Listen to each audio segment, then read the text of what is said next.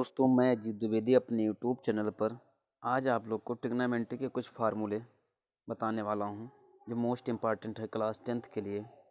तो trigonometry formula जो होता है, समकोण त्रिभुज में जो थीटा के ठीक सामने वाली भुजा को कर्ण कहा जाता है, यानी थीटा के ठीक सामने वाली भुजा ये कर्ण कहलाती है और ये लंब होता है और ये आधार होता है। तो आप इसको देख सकते हैं, एक फार्मूला है, इन बहुत फार्मूला नहीं, ट्रिक कह लीजिए, बहुत फेमस ट्रिक है, लाल बटे कक्का, या तो फिर जो सीबीएसई बोर्ड वाले हैं उनके लिए होता है पंडित बद्री प्रसाद बटे हर हर बोले, यानी पी पंडित बद्री प्रसाद बटे हर हर भोले। इसका मतलब होता है, पी का मतलब होता है परपेंडिकुलर, बी का मतलब होता है बेस, फिर पी का मतलब होता है परपेंडिकुलर, एच का मतलब होता है हाइपोटेनियस, एच का मतलब होता है हाइपोटेनियस, बी का मतलब होता है बेस। यहाँ से अब हम लोग देखेंगे कि कैसे इन फार्मूलों का यूज किया जाता है। एल का मतलब होता है एल बटा के, यानी ये साइन थीटा होगा, यहाँ हम लोग साइन थीटा लिखेंगे, साइन थीटा। ए का मतलब होगा कास थीटा, यहाँ हम लोग कास थीटा लिखेंगे, और यल का मतलब होगा टैन थीटा, यहाँ हम लोग टैन थीटा लिखेंगे। के का मतलब होता है साइन का अपोजिट होगा कॉसेक थीटा होगा, और के का मतलब फिर दूसरे यहाँ से सेक थीटा होगा, और ए का मतलब होगा काट थीटा। इस फार्मूले को आप अप्लाई कर सकते हैं और याद भी कर सकते हैं। अब मैं आपको बता दूं कि अगर साइन थीटा लिखा है तो साइन थीटा को कैसे लिखा जाएगा। त्रिकोणमितीय अनुपात जो होता है, इनको आप अच्छे से समझ सकते हैं कि साइन थीटा बराबर लंब बटे कर्ण होता है, इनको यल बटा के, या फिर हम लोग इनको पी अपान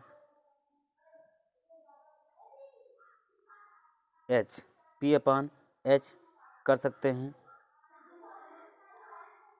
दी प्रसाद बटे हर हर बोले।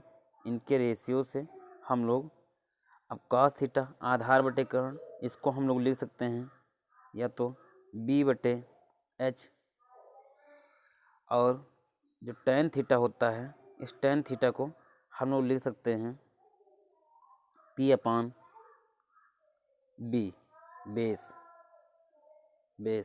फिर सेक जो है, सेक को h अपान b लिख सकते हैं, h अपान b भी लिख सकते हैं।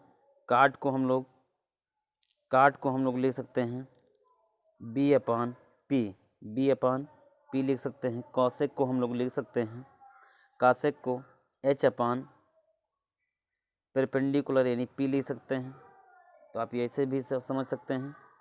फिर त्रिकोणमितीय अनुपात जो होता है साइन कास टैन कॉसेक सेक काट, इसी अनुपात के अकॉर्डिंग हम लोग सब कुछ सीख सकते हैं। साइन का अपोजिट क्या होता है कासेक, यानी साइन थीटा जब निकाला जाएगा, जब साइन थीटा आपको निकालना होगा तो साइन थीटा यहाँ से आप आराम से निकालेंगे कि साइन थीटा बराबर होगा 1 अपान कॉसेक थीटा। इसका मतलब क्या होगा कि अगर साइन थीटा को आपको पढ़ना है तो साइन थीटा आप 1, दो कॉसेक नीचे है तो आप साइन थीटा बराबर 1 अपान कॉसेक थीटा बोलेंगे। कास को पढ़ेंगे तो कास यानी कास की जगह पर 1 हो जाएगा, 1 अपान सेक थीटा होगा, टैन के लिए 1 अपान काट थीटा होगा। ऐसे जब कॉसेक थीटा पढ़ेंगे तो 1 अपान साइन थीटा, और सेक थीटा पढ़ेंगे तो सेक थीटा होगा 1 अपान कॉस थीटा, काट थीटा को पढ़ेंगे तो ये 1 अपान टैन थीटा होगा। यहाँ से साइन थीटा और कॉसेक थीटा का उल्टा होता है, कॉस थीटा जो है ये सेक थीटा का उल्टा होगा, और टैन थीटा जो है ये काट थीटा का उल्टा होता है। टैन थीटा जो है ये काट थीटा का उल्टा होता है। टैन थीटा जो है ये काट थीटा का उल्टा होता है। तो यहाँ से सारी चीज़ें सीख सकते हैं। फिर sign theta into cosec theta बराबर 1 होता है। अब ये कैसे होता है आप देख सकते हैं कि साइन थीटा को हम लोग 1 अपान कॉसेक थीटा लिख सकते हैं, तो 1 अपान कॉसेक थीटा यहाँ से हो जाएगा। फिर कॉसेक थीटा का जब मल्टीप्लाइड किया जाएगा, कॉसेक यानी 1 upon cosec theta into cosec theta जब होगा तो cosec theta upon cosec theta cut के 1 आ जाएगा।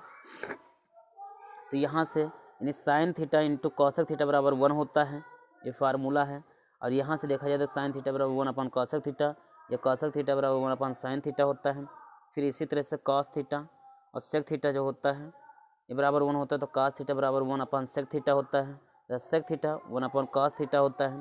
टेन थीटा इंटू काट थीटा बराबर 1 होता है, तो टेन थीटा बराबर 1 अपन काट थीटा, या काट थीटा बराबर 1 अपन टेन थीटा होता है।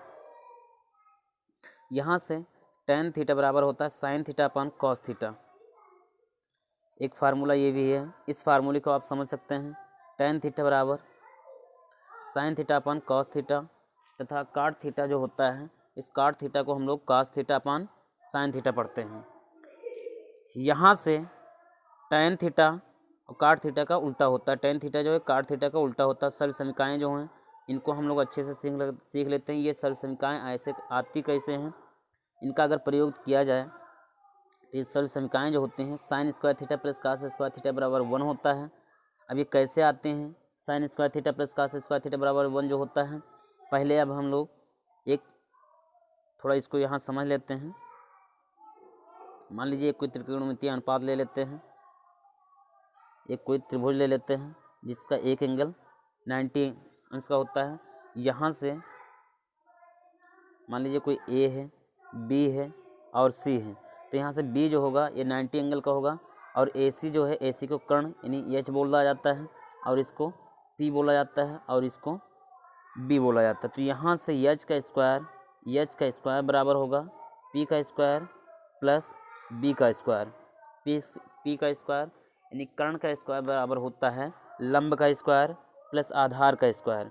तो यहाँ से अगर मैं कर्ण का स्क्वायर से ऊपर नीचे भाग दे दूँ, कर्ण के स्क्वायर से ऊपर नीचे से भाग दे दूँ, तो क्या होगा कि एच का स्क्वायर अपान एच का स्क्वायर, फिर पी का स्क्वायर अपान एच का स्क्वायर, और बी का स्क्वायर अपान एच का स्क्वायर। तो एच का स्क्वायर से कैंसिल हो जाएगा।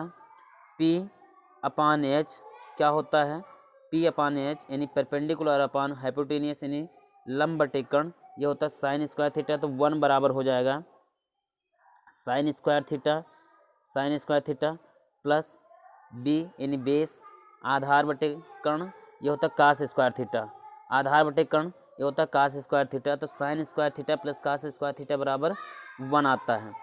इस फार्मूले से अगर देखा जाए तो अब आप लोग यहाँ से देख सकते हैं कि sine square theta plus cos square theta बराबर 1 होता है। यहाँ से अगर मैं साइन स्क्वायर थीटा बराबर निकालूँ तो कास स्क्वायर थीटा इधर प्लस में है, ये इक्वलिटी यानी 1 की इधर जब जाएगा तो ये माइनस में हो जाएगा। तो साइन स्क्वायर थीटा अपनी जगह पर फिक्स रहेगा, और कास स्क्वायर थीटा को जब 1 से इधर लेकर जाओगे, इक्वलिटी की इधर लेकर जाओगे, तो ये इधर प्लस है इधर माइनस हो जाएगा। तो हो जाएगा साइन स्क्वायर थीटा बराबर 1 माइनस कास स्क्वायर थीटा। या फिर हम अगर यहीं पर इस जगह पर अगर कास स्क्वायर को स्थित रखें तो 1 माइनस साइन स्क्वायर थीटा हो जाएगा, 1 माइनस साइन स्क्वायर थीटा हो जाएगा। तो वही फार्मूला यहाँ लिखा है कि कास स्क्वायर थीटा बराबर 1 माइनस साइन स्क्वायर थीटा। यहाँ से अगर देखा जाए तो 1 प्लस काट स्क्वायर थीटा बराबर होता है कॉसेक स्क्वायर थीटा। या कॉसेक स्क्वायर थीटा अगर देखा जाए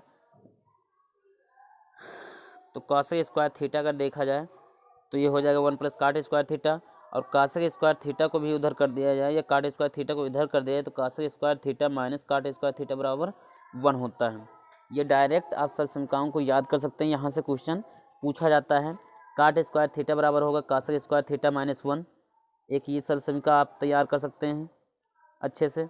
इसके बाद में अगर देखा जाए तो 1 प्लस tan स्क्वायर थीटा बराबर होता है सेक स्क्वायर थीटा, या sec square theta minus tan square theta बराबर 1 होता है। जो अभी मैंने बताया था कि पाइथागोरस प्रमेय से कि कर्ण स्क्वायर बराबर लंब स्क्वायर प्लस आधार स्क्वायर, तो एक बार आप कर्ण स्क्वायर से भाग देंगे, दोबारा लंब स्क्वायर से दोनों तरफ भाग देंगे, तिबारा आप आधार स्क्वायर से दोनों तरफ भाग देंगे, तो तीनों फार्मूले निकल जाते हैं। अब मैं आपको बता दूं कि जो ये वैल्यू दिया है काट यानी थीटा 0 अंश 30 अंश 45 अंश 60 अंश और 90 अंश, ये 0/4 1/4 2/4 3/4 और 4/4 ये होता है। तो 0/4 को हम लोग 0 लिख सकते हैं, 1/4 को 1/√2 लिखा जाएगा, और 2/4 को 1/√2, और ये 60 को √3/2 और इसको 1 लिखा जाता है। इस मान को हम एक बार और अच्छे से समझा चुके हैं, आप प्लेलिस्ट में जाके ढूंढ सकते हैं, यहाँ से आप इस मान को समझ लीजिए। यहाँ से अगर देखा जाए तो मैं एक एक बता रहा हूँ कि साइन 0 का मान 0 होता है, साइन 30 अंश का मान 1/2 होता है, और साइन 45 अंश का मान 1/2 ये थोड़ा गलत हो गया, यहाँ पर आप लिखेंगे, यहाँ पर आपको लिखना है, मैं बता दे रहा हूँ, यहाँ पर होगा 1/, ये लिखा भी है, थोड़ा साफ कर दे रहे, 1/√2 होगा, 1/√2, तो यहाँ से 1/√2 लिख सकते हैं। साइन 60 का मान होगा √3/2, साइन 90 का मान 1 होगा, और कास 0 का मान जस्ट इसका साइन का अपोजिट कास होता है, क्योंकि sine 90 minus theta cos theta होता है। तो साइन 0 का मान 1 होगा, सॉरी कास 0 का मान 1 होगा, कास 30 का मान √3/2 होगा, कास 45 का मान 1/√2 होगा, कास 60 का मान 1/2 होगा, कास 90 का मान 0 होगा। अब tan को अभी आपने फार्मूले में देखा था कि tan थीटा बराबर क्या लिखा जा सकता है। आप देख सकते हैं tan थीटा बराबर आप देख सकते हैं साइन बटे कास है, और काट थीटा बराबर कास बटे साइन है। दूसरी चीज़ आप यहाँ से एक चीज़ और सीख सकते हैं कि कॉस थीटा बराबर है 1/sec थीटा, वहाँ से sec थीटा भी निकाला जाएगा, और कॉस यानी साइन थीटा है 1/cosec थीटा। तो इन सब फार्मूलों को आप समझते रहना, क्योंकि यहाँ इस टेबल में भी इनकी ज़रूरत है। अब देखो साइन थीटा और कास थीटा हमको मान पता है, तो tan थीटा बराबर क्या होता है, tan थीटा बराबर ये होता है sine theta upon cos theta, sine theta upon cos theta. इसका मतलब साइन 0 का मान निकाला जाए और कास 0 का मान निकाला जाए तो हमको tan 0 का मान मिल जाएगा। साइन 0 का मान पता चल जाए और कास 0 का मान पता चल जाए तो हमको tan 0 का मान पता चल जाएगा। यहाँ से अगर देखा जाए तो tan 0 का मान क्या होगा, 0/1, और जब इनको भाग दोगे तो 0 ही आएगा, तो tan 0 का मान 0 होगा। tan 30 का मान क्या होगा, 1/, देखो साइन 30 अपान कास 30, तो साइन 30 का मान है 1/2 है, 1/2 है। कास 30 का मान √3/2 है, तो इस 2 से ये 2 कैंसिल हो जाएगा, बचेगा 1/√3। तो tan 30 का मान 1/√3 है। और tan 45 का मान देखिए, साइन 45 का मान भी 1/√2 होता है, कास 45 का भी मान 1/√2 होता है, इसलिए tan ये पूरा कैंसिल हो जाएगा, तो tan 45 का मान सिर्फ 1 आएगा, tan 45 का मान सिर्फ 1 आएगा। अब देखिए साइन 60 का मान √3/4 होता है, या आप ऐसे कह दीजिए √3/2 होता है, और कास 60 का मान 1/2 होता है। तो यहाँ से ये 2 से 2 कैंसिल हो जाएगा, तो बचेगा क्या, सिर्फ √3। तो tan 60 का मान क्या आएगा, √3, और tan 90 का मान यानी साइन 90 अपन cos 90, तो साइन 90 का मान 1 होता है और cos 90 का मान 0 होता है। 1 को जब 0 से भाग दिया जाएगा, 1/, जब 0 होगा तो हमेशा ये इन्फिनिटिव आएगा, तो इसका मतलब tan 90 का मान क्या होगा, इन्फिनिटिव। और tan का जस्ट अपोजिट होता है, अभी आपने देखा था कि tan थीटा बराबर क्या होता है, tan थीटा बराबर होता था 1/cot थीटा। क्या होता था, ये होता था 1 tan थीटा बराबर होता था 1/cot थीटा। एक मिनट, tan थीटा बराबर होता था 1/cot थीटा। तो यहाँ से cot थीटा अगर निकाला जाए तो cot थीटा बराबर क्या होगा, 1/, cot थीटा बराबर क्या होगा, cot थीटा बराबर 1/tan थीटा होता है। तो यहाँ से हम लोग cot थीटा का मान निकाल सकते हैं, जस्ट इसका अपोजिट करके, यानी जो tan 0 का मान होगा वो cot 90 का मान होगा, और जो tan 90 का मान होगा cot 0 का मान होगा। जस्ट tan का अपोजिट लिखते चले जाइए। देखिए यहाँ से क्या था कि cot 0 का मान क्या होगा, जो tan 90 का मान होगा, फिर cot 30 का मान जो होगा, जो tan 60 का मान होगा, cot 45 का मान इक्वल होगा दोनों जगह पर, फिर cot 60 का मान जो tan 30 का मान होगा वो होगा, और cot 90 का मान जो tan 0 का मान होगा वो होगा। अब sec जो है, sec का अगर मान निकाला जाए, एक cos का अपोजिट होता है, तो ये एक ही रहेगा, cos का अपोजिट होता है इसलिए एक रहेगा। और 30 का मान हम लोग पलट देंगे तो 2/√3 हो जाएगा, और sec 45 का मान √2 होगा, sec 60 का मान 2 होगा, और sec 90 का मान क्या होगा, इन्फिनिटिव। sec 90 का मान इन्फिनिटिव होगा। cosec जस्ट इसका अपोजिट हो जाएगा, यानी sec जो 90 का मान होगा वो कासेक 0 का मान होगा। सेक जो 60 का मान होगा वो कासेक 30 का मान होगा। जो सेक 45 का मान होगा वही कासेक का मान होगा। जो सेक 30 का मान होगा वो कासेक 60 का मान होगा। और जो सेक 30 का मान होगा, सॉरी 0 का जो मान होगा वो कासेक 90 का मान होगा। तो ये सारी चीज़ें आप समझ सकते हैं। इसके बाद में यहाँ से अब हम लोग नेक्स्ट टाइम में पढ़ेंगे। आप इतना कंप्लीट कीजिए, शाम तक आपको वीडियो और मिलेगा, यहाँ से सारी चीज़ें क्लियर हो जाएंगी। तब तक के लिए धन्यवाद। आप मेरे चैनल को ज़्यादा से ज़्यादा लाइक, शेयर और सब्सक्राइब कीजिए। अपने दोस्तों सहपाठियों को भी शेयर कराइए। धन्यवाद।